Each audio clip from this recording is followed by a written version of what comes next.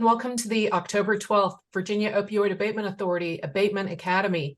My name is Jennifer Nelson, Virginia Institute of Government, Assistant Director for Membership and Engagement. The Virginia Institute of Government is the leadership development and community engagement arm of the Weldon Cooper Center for Public Service at the University of Virginia. Through our research, leadership development programs, and local government engagement initiatives, we continue to work toward our vision of good governance, equity, and resilience in every Virginia community. VIG offers leadership development through SEI and LEAD, local government equity clinics, certification for treasurers and commissioners of the revenue, and customized training programs.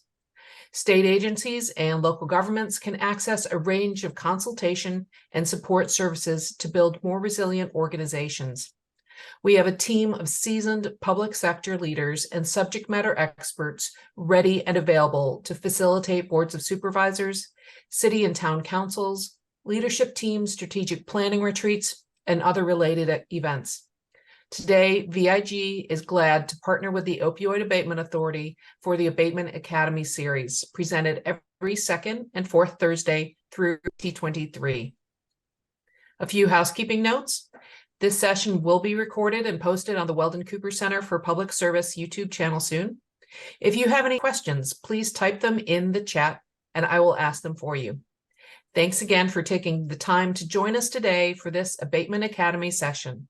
Now I'm happy to turn things over to Tony McDowell, the authority's Executive Director. Tony? Thank you, Jennifer. Good morning, everyone. Thank you for joining us for this installment of the Abatement Academy.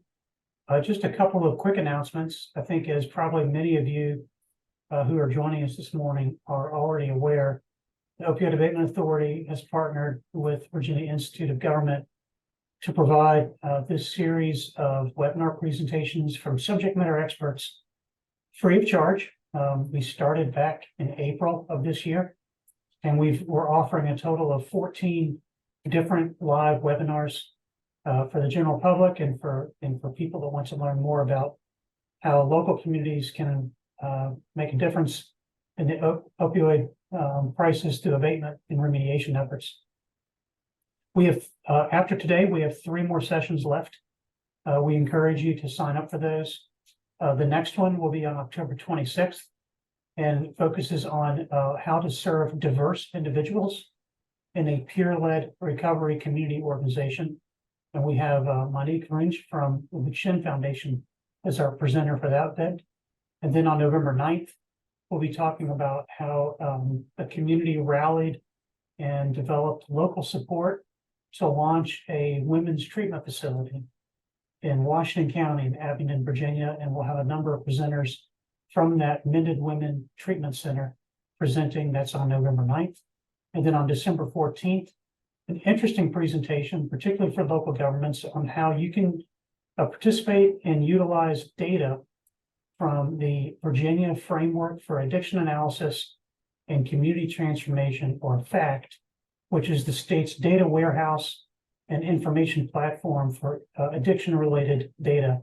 And the presenter for that event will be Leslie Egan from the Department of Criminal Justice Services. So please go to our website for more information on those sessions, and please register and join us for free. Again, all of our webinars are recorded, and then the recording is put on the website so that if you don't have time to attend live in person, you can go back at a later date and observe the sessions. Now, in addition, we're excited to note that we're offering a workshop for local government and nonprofit organizations to support local governments on how to implement best practices in opioid abatement in your community.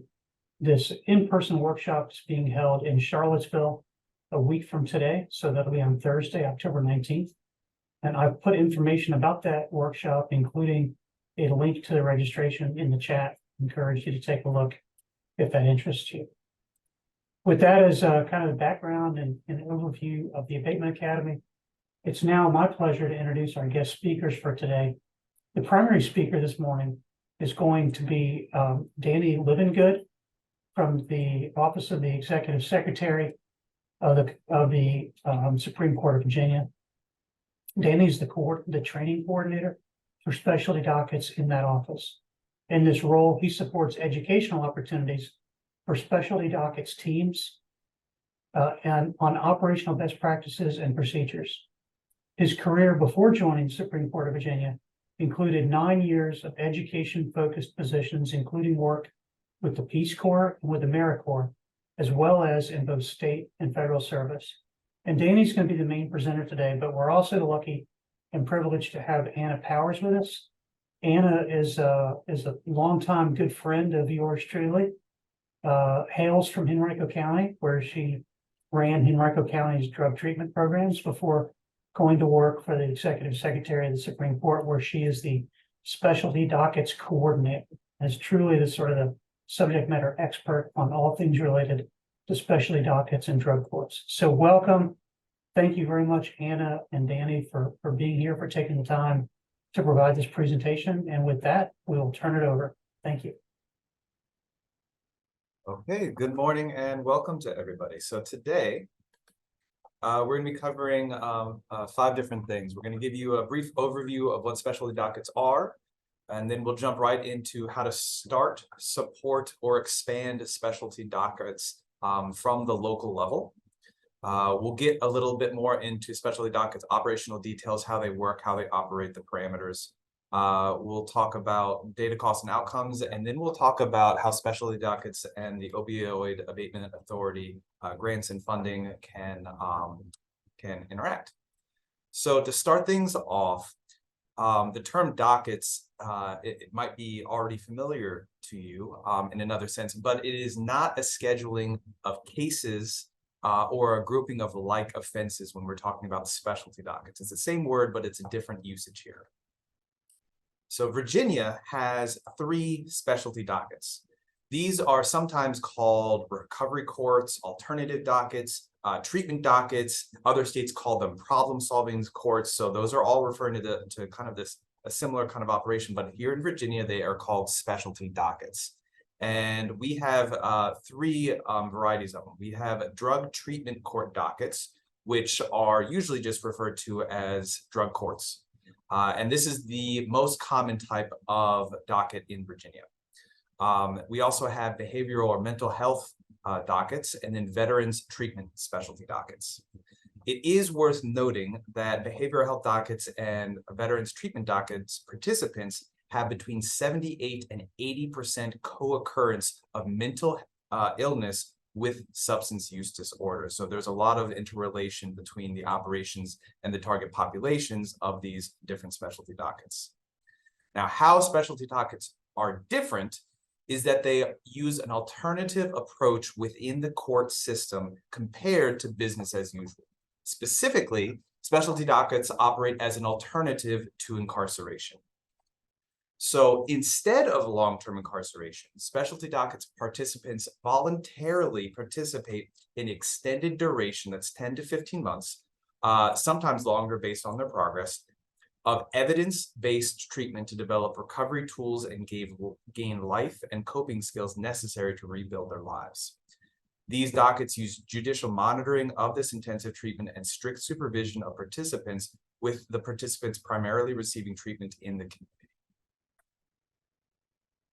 So for participants, specialty dockets entails frequent court appearances, and for those diagnosed with substance use disorder, this also involves frequent drug testing of 3 screens per week.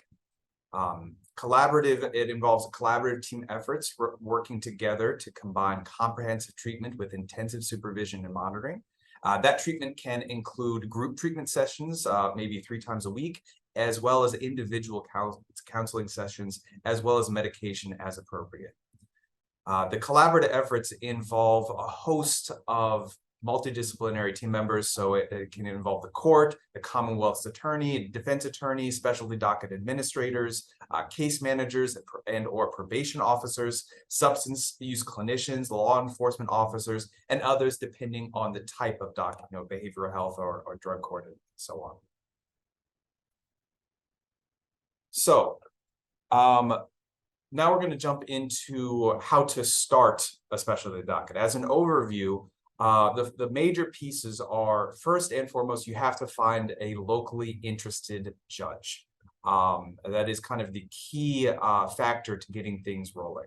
After that, we encourage you to contact us, the Specialty Dockets team, as we are happy to help answer questions and give those guidance materials. Next up will be, the big goal will be establishing that interdisciplinary planning committee, and then completing and submitting the application. There are different applications depending on the type of docket. Again, one application for drug court, a different one for behavioral health docket, and a different one for the veterans treatment docket. And we have this application process because the statute says dockets need to be approved. So that is a feature of the origin of these specialty dockets. Let's get into the details though. So you identify your judge, and that judge may contact the Chief Justice with the intention to plan a specialty docket. Local officials will then form a planning committee and complete a planning process recognized by the corresponding state docket advisory committee before establishing a specialty docket. That planning team needs to include a judge, a prosecutor, public defender or defense attorney, treatment representatives, specialty docket coordinator or planning coordinator, or probation or law enforcement, and a host of other people depending again on the particular docket that you are involved. Now, it is relevant to note that the statute that authorized specialty dockets operations outlines an authorization process, and it specifically says a circuit or district court which intends to establish one or more types of these recognized specialty dockets must petition the Supreme Court of Virginia for authorization. The petitioning court must demonstrate sufficient local support for the establishment of the specialty docket. Now, if you see in that list there, the only state official is the judge. Everybody else is a local authority, a local government employee. And the reason for this is the best practices and all the research behind how to make drug courts and other specialty dockets effective means that the local support needs to be substantially present. So the statute that includes this recognizes the research that prioritizes local efforts and local backing, not kind of the top level state operations, but it's the local efforts that really form the bulk of the operations on specialty dockets teams. Once you have your planning committee organized, you're going to schedule required training. There are different trainings, again, depending on which kind of specialty docket you're forming. And then you will complete an application to establish the specialty docket. So each, as mentioned before, there is a different type of application. And here's the link. All these resources will be shared with you via attachment to all attendees and registrants. Next, you're going to submit the application for state advisory committee review. So there's a little bit of overlap in the language. Before we were talking about the planning committee, here we're talking about the state advisory committee. So at the upper level of the state, each type of specialty docket has a particular advisory committee, a state advisory committee, who then reviews and, amongst other things, reviews the applications for approval. After approval, the planning committee establishes the local advisory committee. The planning committee is to get things rolling. They get the blueprint together, they get a lot of the criteria, they go through a lot of the training, and a lot of those players, a lot of those members will end up being part of the more permanent advisory committee. But the planning committee kind of dissolves, and then they lay into this larger organization, this advisory committee, again, with a lot of the same team members. This is going to be the judge, the Commonwealth attorney, or defense attorney, representative from community corrections and pretrial service. Again, a similar list, but it extends into other things that are outlined by statute who needs to be on that advisory committee. And these are the folks that maintain the operations. They refine and establish criteria for the eligibility and participation of offenders. They establish policies and procedures for the operation of the docket to comply with national best standards. And they are the ones who maintain and adjust and manage those features of the specialty docket. In terms of expanding or supporting existing specialty dockets. So what we mean by expanding is to expand an existing docket into a new or extended locality. And this follows the same procedure of application as starting a new docket from scratch. I mean, hopefully you'd have some of the resources already in play and some of the major support pieces and formula. But the reason why we have it start from scratch is because of the importance of that local support. We need to see the evidence of that local support because that's what makes a successful specialty docket operation. Now, in terms of supporting specialty dockets, existing specialty dockets, there's a few pieces. So first off, you can request to participate on any of the standing committees for the Drug Treatment Court Advisory Committee. You could help encourage your local jail or regional jail to get the Veteran Reentry Search Service training. This trains jails to identify veterans that are incarcerated to help identify where veterans dockets could be established in the state. And you can encourage executive branch partners such as state probation officers, local probation officers, and community service board clinicians and case managers to assist specialty dockets without requesting the specialty docket to pay for the staff salary. Another big piece of a really successful specialty docket operations is to have these dedicated and funded staff members that can really pay attention to the operation. So that, for example, the specialty docket coordinator, which can make a big difference in growing the program and making sure it's adhering to best practices and operating and kind of making the docket successful.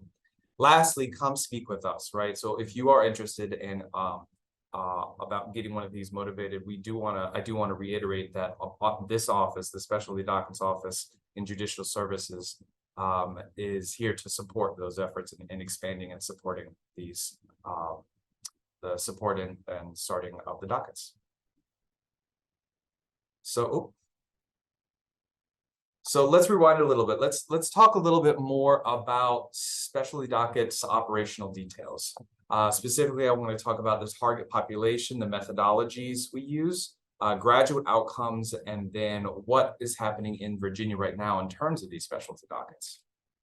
So target population is a very significant stipulation and element of what constitutes specialty dockets. Specialty dockets and drug courts in particular are the most research-based intervention for getting people out of the cycle of incarceration. So there's a mountain of research on what makes successful operations and how successful they can be when done well. So part of that research is making sure that the correct kinds of participants are involved in the specialty dockets program. One of the different specialty dockets have different conditions. So drug court, by statute, by legal statute, it can only have participants that are nonviolent offenders. The offense that they have, it has to be drug related or drug motivated. What I mean by that is drug related offense might be possession, for example. Drug motivated might be larceny in order to support substance use. So even though the offense that was committed was not a drug related offense, the context of the situation deemed that it still has drug involvement and drug motivation, and that it can be a criteria that can be an eligibility factor for being a participant in drug court. The primary diagnosis has to be substance that has a substance use disorder. I'm going to come back to that in a second, and then moderate to high risk and need. So there are evaluation tools for risk and need assessment. So by risk, we're talking about criminogenic risk. The likelihood in the future that the risk that this person is going to be a repeat offender in the future. The criminogenic need assessment, the need assessment is a clinical need assessment. And again, that has a relation to do with their diagnosis. Let's look over here at behavioral health. It does not have the stipulation that it has to be nonviolent offenders. That's not a requirement for the behavioral health specialty docket. The mental illness has to be related to the current offense and the primary diagnosis of serious mental illness. So here we see this. I want to come back to this primary diagnosis. So again, earlier on in this presentation, I talked about the co-occurrence, the high level of co-occurrence, 78 to 80% of co-occurrence between substance use disorder and serious mental illness, meaning in all likelihood, an eligible participant has both of these conditions. So then which court they go involved in, which docket they get involved in, drug court or behavioral health, might depend on which one of their diagnoses is primary, if they're related to the offense that they committed. So if it's the serious mental illness that's primary, then that they would be considered for the behavioral health docket, and alternatively the drug court. Veterans docket has a combination of resources that can support behavioral health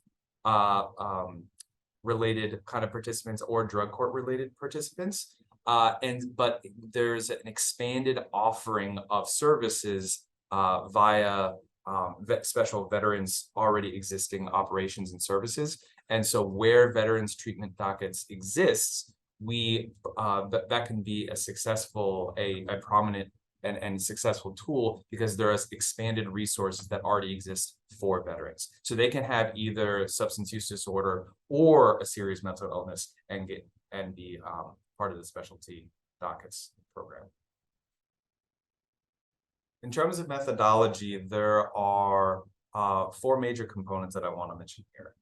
First is that specialty dockets are evidence-based and use evidence-based treatment, which can include moral recognition therapy, MET, and again, the actual drug courts themselves are the most researched criminal justice intervention. So this methodology and all the particular best practices that are employed are in line with these national standards of research best practices for what ends up making the difference that we're looking for. The court can impose reinforcing or reprimanding consequences on behavior to encourage compliance and graduation. So examples of reinforcement can include public recognition, praise from the judge, certificates, gift cards, movie passes. Some of that might seem a little bit small, such as praise from the judge. But in the situation, these factors can actually have a significant impact on the participants, compliance with the program, with the specialty docket, on their compliance with the rules and outlines and expectations, because of the history and their kind of relationship with the court system in the past. This change of tone, for example, praise from a judge when they put forth special effort and it's recognized, ends up having these actually significant, can have these significant consequences, positive consequences for participants and their relationship with the docket program and expectations. Examples of reprimands can include essays like day reporting, life skill assignments, loss of privileges, earlier curfew, as well as flash jail incarcerations. Special dockets also provide collateral services, which can be things like assistance towards employment, housing, medication, and transportation as available and needed. So successful graduation of the drug court results in reduced or dismissed charges, reduced or set aside incarceration sentences, or a combination. So these are the elements that we use to draw in, because as mentioned before, again, this is an option for people. This is something they voluntarily opt in for when they are an eligible candidate. So once established as eligible, and requested to enter the court, it's something offered to them. This is not a court-ordered or court-required program in that sense. So what do we have going on in Virginia? As mentioned before, our drug courts is the most prominent kind of specialty docket in Virginia.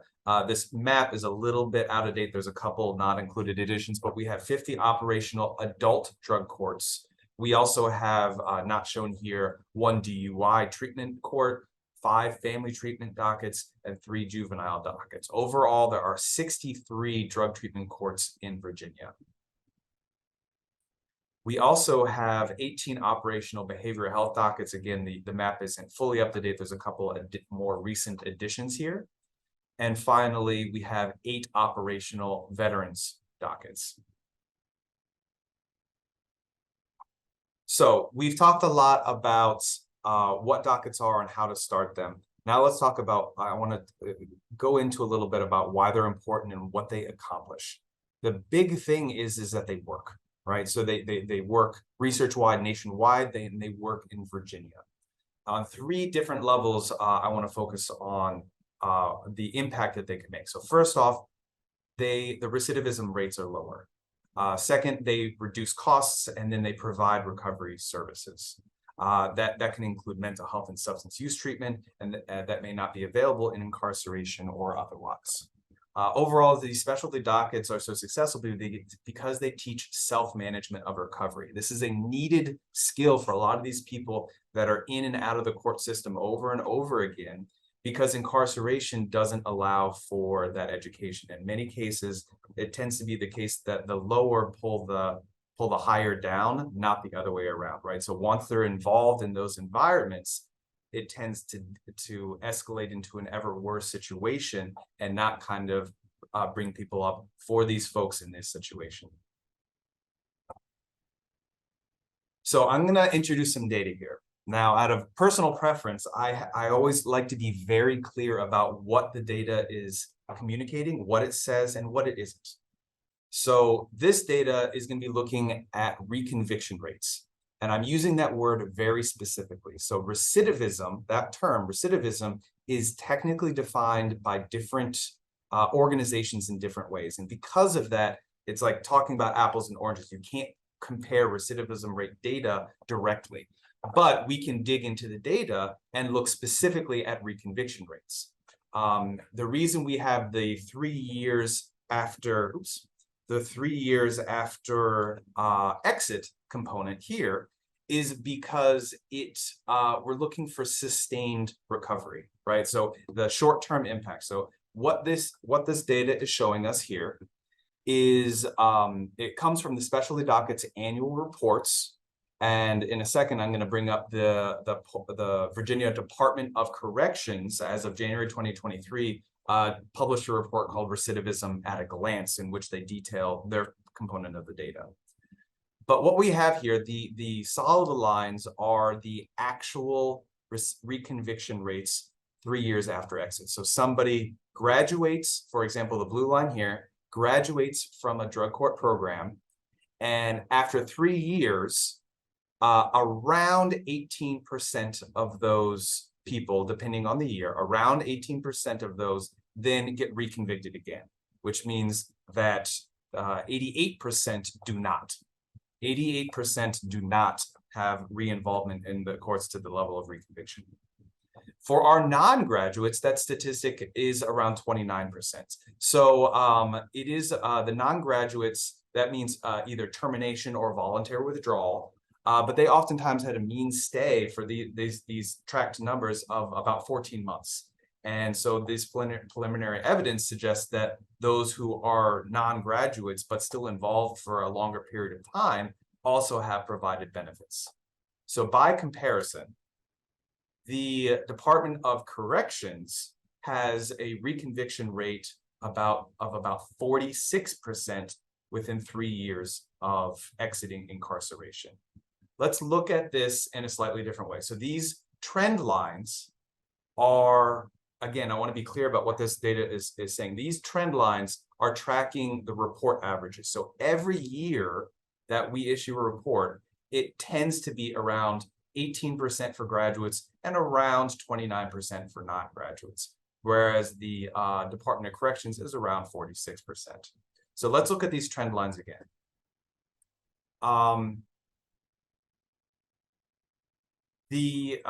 By comparison. So one thing I do want to point out is this all offenders component. So they are not explicitly comparable populations, right? It's not just offenders in this data here who have comparable legal situations to our drug court participants. However, in a news press release by the Virginia Department of Corrections, they recognize that the inmates with the history of testing, I quote, inmates with a history of testing positive for both opioids and cocaine had a reincarceration rate substantially higher than those with no history of testing positive for opioids and cocaine. in effect, we're talking about how this population, the folks that had who were testing positive, meaning the folks that would be more in our camp of things, when they're incarcerated, instead that drives up their recidivism metric. So that drives this number up. If it was separated out, it's going to be some number higher than 56% for comparable populations. In terms of cost, so what do we, how much do we have to pay for all this added benefit? Well, about just under $20,000 less compared to traditional case processing. So it is an efficient use, it is an efficient financial use of resources to use these specialty docket programs to benefit in terms of outcomes for the participants and for their communities, as well as expenses for the state. So lastly, I want to start touching on how the Opioid Abatement Authority is operating with specialty dockets. So first off, I want to recognize that the Opioid Abatement Authority has approved a $500,000 grant towards the development of a statewide best practices and standards for drug testing in all specialty dockets, as well as establishing a mini grant program to offer financial assistance to localities to help pay for drug testing. But that's not all that's going on. So what you can do, what your locality can apply for OAA grant funds can be for planning a specialty docket, or it can be used to fund parts or pieces of a specialty docket, such as drug testing, treatment resources, local staff positions, training supplies, as well as those collateral services that I mentioned earlier. So those are the kinds of things that the OAA grant funds can be included. In Virginia, a lot of that stuff is happening. So the Upper 10th Circuit applied for funds for planning a drug court grant. The Prince George and Surrey counties are applying for funds to establish a crisis stabilization center.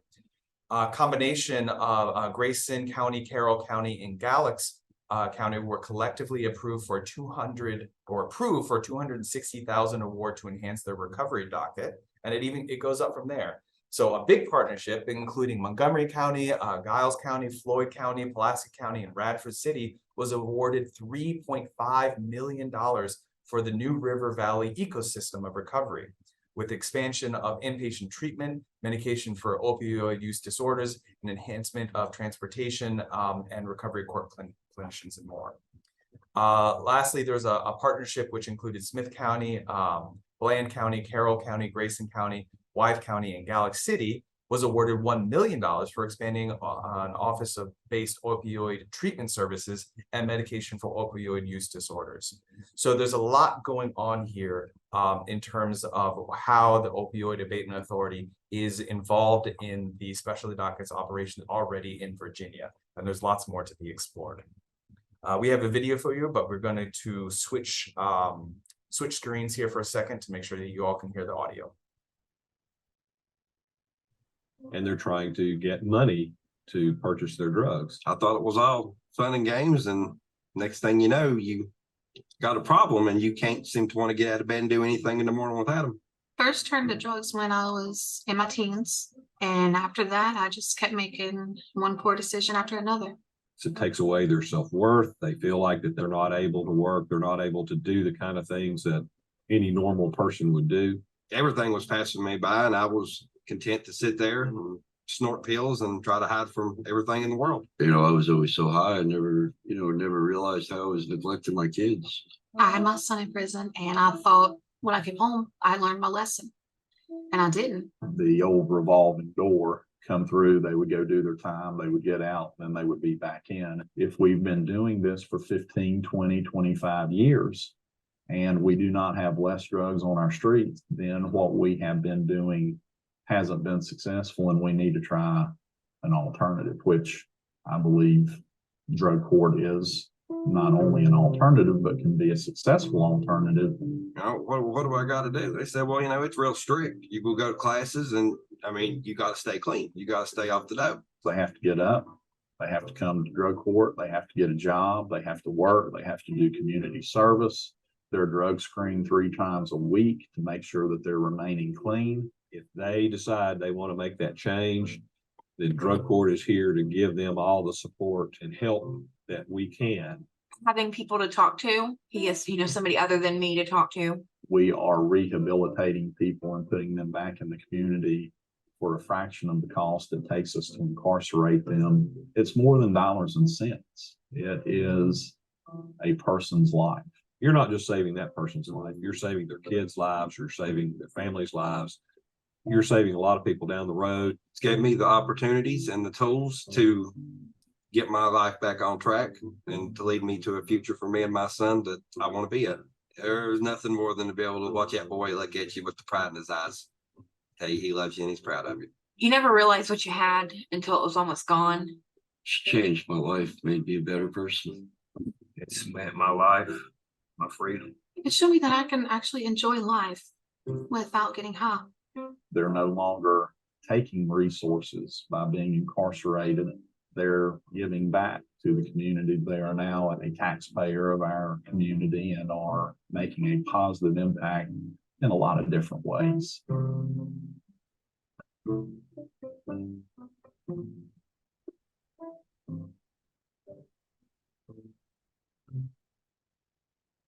And that's the end of the presentation. We invite you to enter into the chat any questions that you may have. Thank you, Danny, for sharing this information about alternative for specialty dockets in Virginia. I've sat in Chesterfield County's drug court, and it's very impactful, very impactful. While we wait for questions to come in, I did want to let everyone know that the next round of opioid abatement grants is now open, and we're going to be having a couple of sessions to let you know about how to apply for them. Tony, did you want to say any words about these?